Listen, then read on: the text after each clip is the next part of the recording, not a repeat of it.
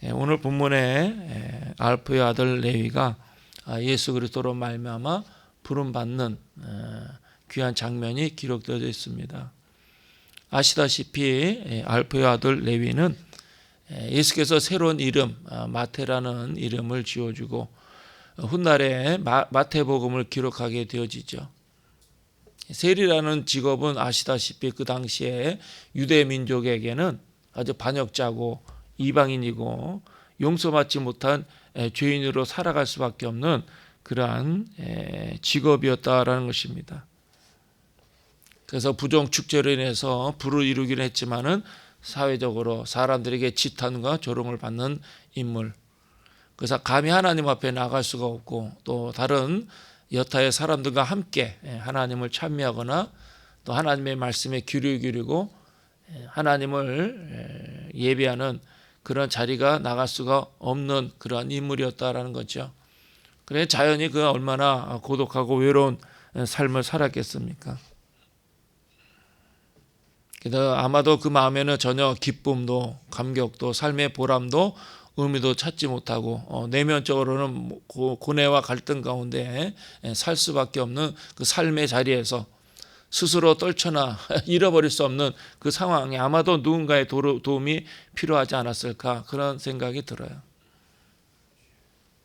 우리가 단순히 오늘 본문의 짧은 구절로 알페의 아들 레위가 예수께 부름받는 그 사실에 대해서 기록하고 있기 때문에 그 마태의 그 생각과 마음이 어땠을까, 그 삶의 자리와 형편이 어땠을까 우리가 구체적으로 알 수는 없지만은 그러나 그가 결코 쉽게 예수 그리스도를 따르게 된 것은 아니다라고 우리가 상상할 수가 있습니다.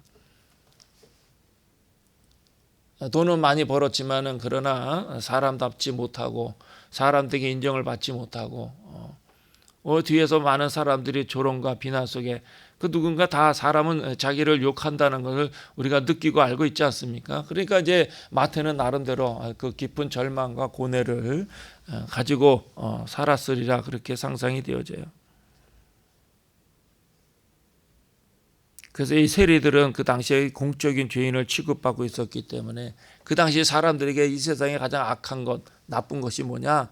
산에서는 사자와 곰이요 시내에서는 세리다 그렇게 이야기할 정도로 아주 미움을 받는 그러한 존재였다라는 것입니다.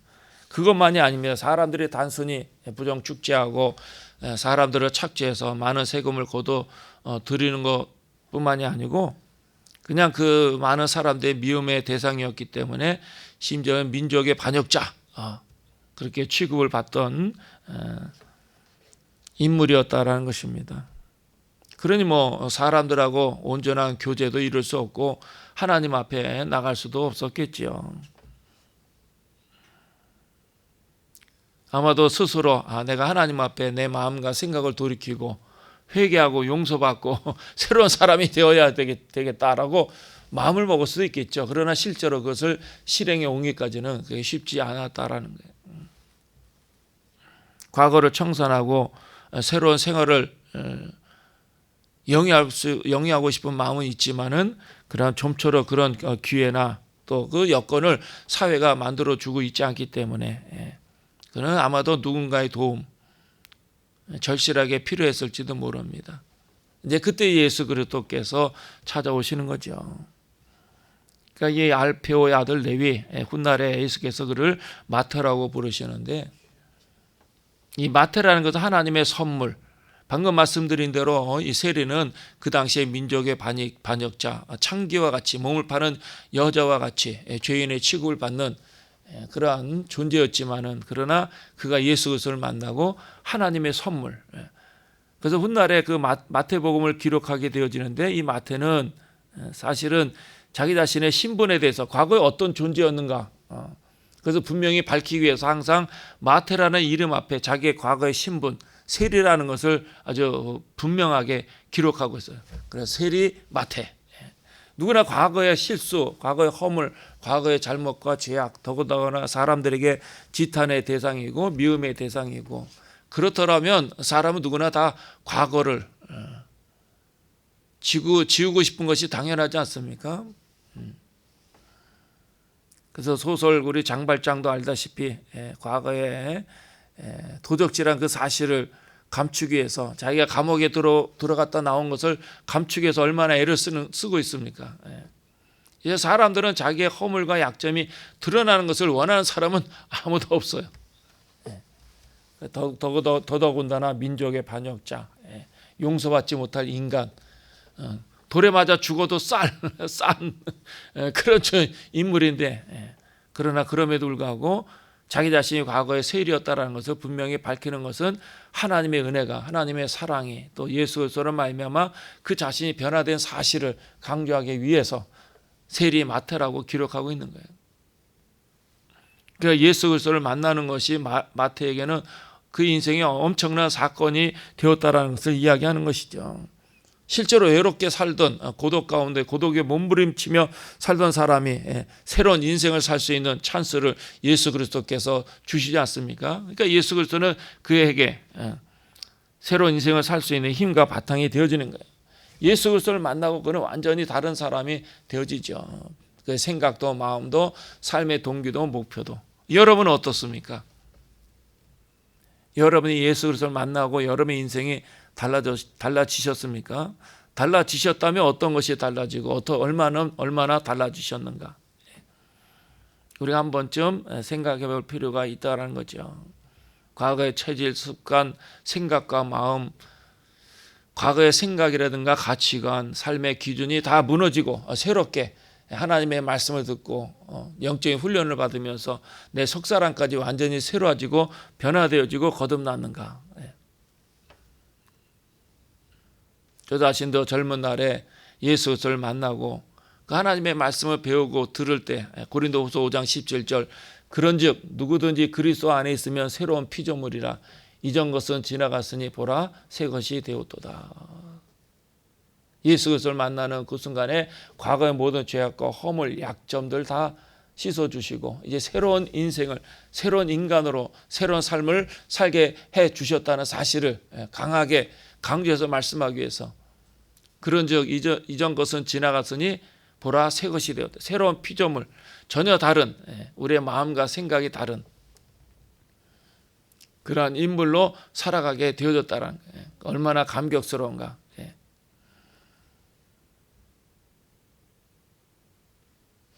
과거의 모든 실수 허물들은 하나님께서 다 기억지도 않고 다 용서하시고 새로운 인생을 살 수 있는 그 찬스를 주어졌다라는 것이 예수 그리스도를 만나는 사람에게 주는 그 엄청난 은혜고 선물이다라는 거예요.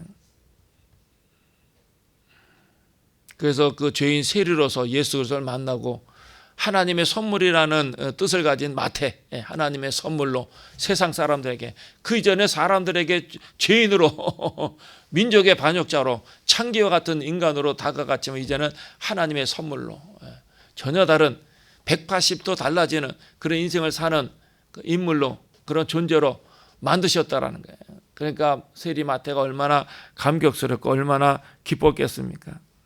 마치 물이 포도주가 되는 이전에 상상할 수 없는 그런 놀라운 역사가 그 인격과 내면 가운데서 이루어졌다라는 거예요. 그래서 예수 그리스도를 만남으로 인해서 이전에는 세리 마태 자신도 마찬가지예요. 사람들로부터 비난과 조롱, 욕을 먹고 그 적대적인 태도와 행위로 인해서 상처를 받았을 때 그 마음이 얼마나 꽁꽁 다쳤겠습니까? 사실은 그렇지 않습니까? 우리가 살아가면서 사람들로부터 상처, 아픔을 받으면 우리 마음이 다쳐지죠. 딱딱해지죠.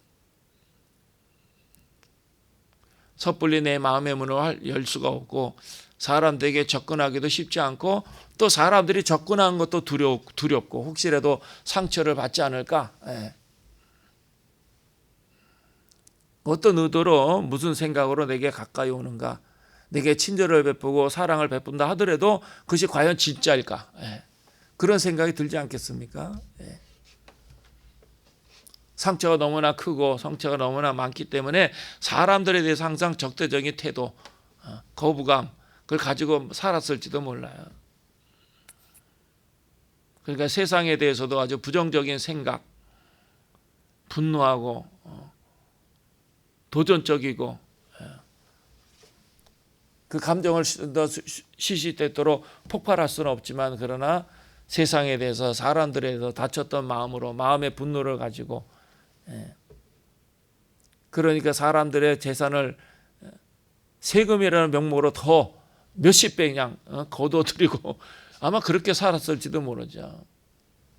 그러나 예수 그리스도를 만나는 그 순간에 그 마음들이 다 녹아지는 거예요. 완악하고 고집스럽고 완고하고 또 분노하던 그런 마음들이 다 녹아지는 거예요. 그래서 세상에 대해서 마음의 문이 활짝 열리는 거죠. 추운 겨울이 지나고 따뜻한 햇살에 봄눈이 녹듯이 그 마음에 완고하고 완악하고 거칠은 그 분노의 마음들이 다 녹아지면서 마음의 문이 활짝 열리는 거죠. 그래서 누구든지 다 포용하고 누구든지 사랑하고 누구든지 아름다운 교제와 관계를 이룰 수 있는 그런 사람으로 변화되어졌다는 거예요. 예수 그리스도를 만나는 것이 얼마나 중요한가. 사람들의 충고와 사람들의 권면으로 그렇게 되어지는 것은 아니에요. 그래서 많은 사람들의 이야기를 듣지만은 그것이 인간적인 위로가 될 수 있지만, 그러나 내면의 치료가 되는 것은 아니에요. 사람들의 위로라는 것은 그때 그 순간뿐이죠. 다 지나가면 기억도 못하고 내 속사람의 근본적인 변화를 가져다 주는 것은 아니에요. 그러나 예수 그리스도, 그 엄청난 은혜와 사랑으로 우리에게 다가올 때, 보세요. 세리마태가 병고침을 받은 것도 아니고, 또 나를 도와주면 내가 너에게 큰 은혜 베풀 것이다, 어떤 조건부의 사랑도 아니고, 그가 의도치도 않고 생각하지도 않았지만 예수께서 찾아오시는 거예요. 날마다 찾아오시는 거예요. 오늘도 마찬가지예요. 오늘 이 아침에도 주님 우리의 마음의 문을 두드리는 거예요. 그 두드리는 주의 음성을 들을 수 있어야 돼. 볼지어다 문 밖에 서서 두드리노니 문을 열며 내가 들어가 그로 더불어 함께 먹을 것이다.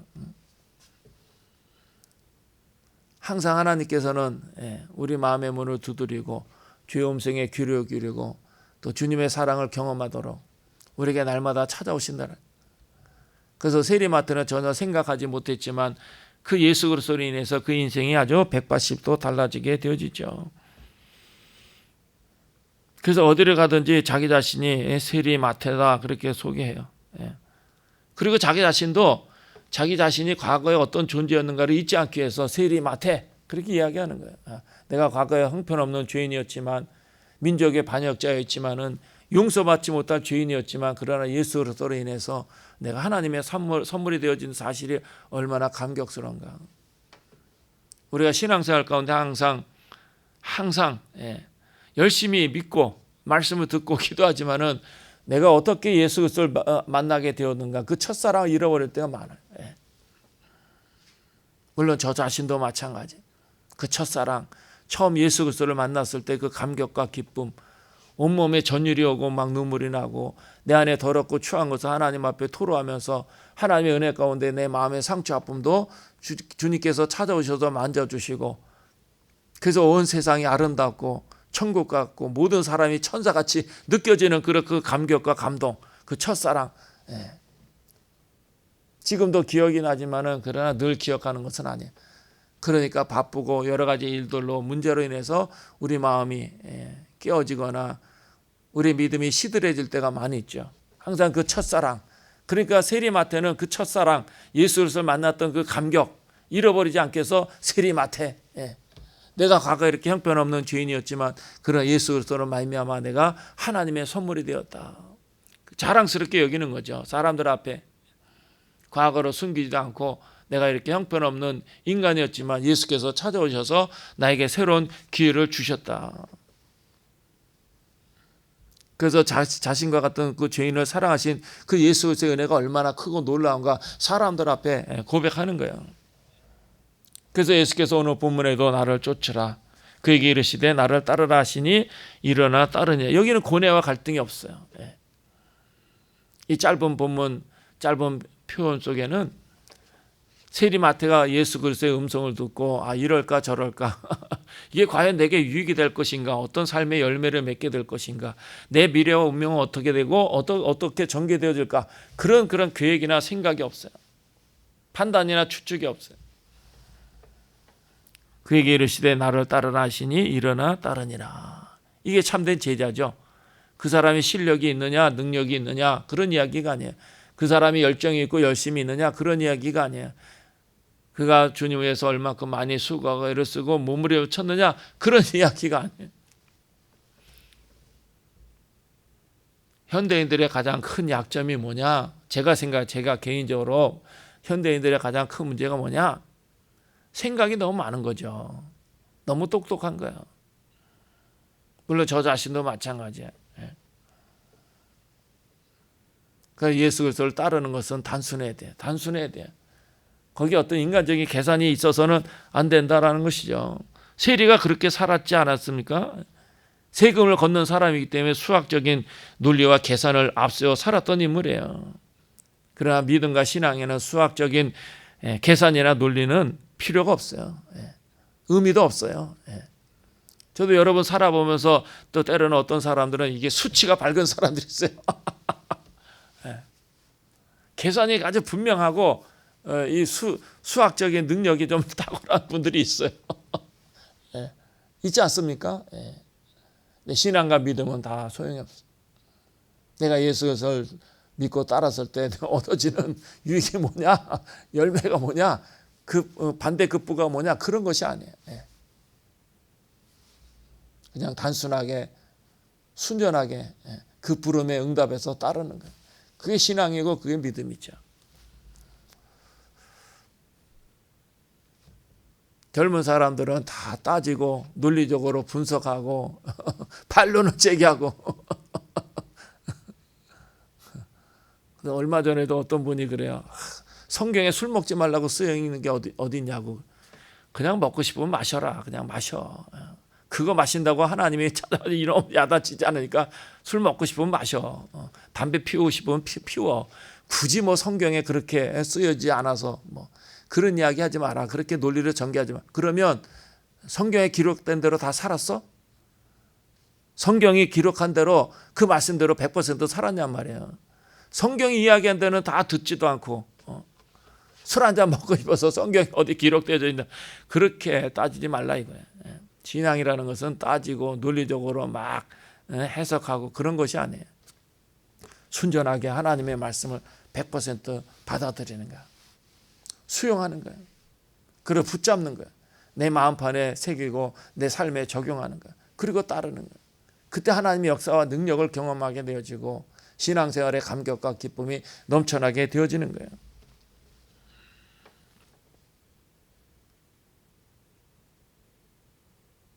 그래서 마태에게는 정말 인생의 고민과 갈등에 정말 진정으로 해답을 줄 수 있는 그 예수 그리스도를 만나는 것이 그의 삶의 가장 커다란 빅 이벤트가 되는 거죠. 그래서 나를 따르라.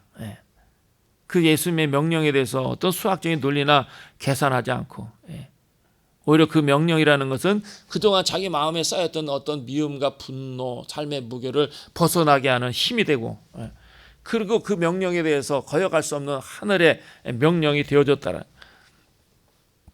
그래서 예수 그리스도를 따르기 위해서는 가지고 있는 세상적인 모든 것들을 버려야 되는 그 고뇌와 갈등이 있을 수도 있지만 그리고 그 크나큰 희생을 결단해야 될지도 모르지만 그러나 그는 주저하지 않고 결단해서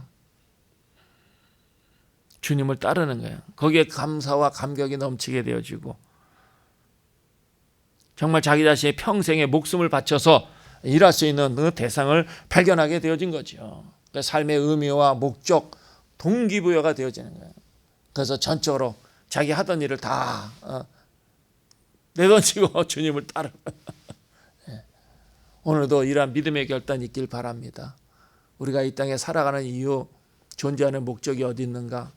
과연 우리에게 우리의 삶을 더 넉넉하게 하고 부유하고 풍성하게 하는 것이 무엇인가 늘 기억하고 날마다 결단해서 예수 그리스도를 따르는 저와 여러분이 되기를 주님의 이름으로 축원합니다. 기도하겠습니다.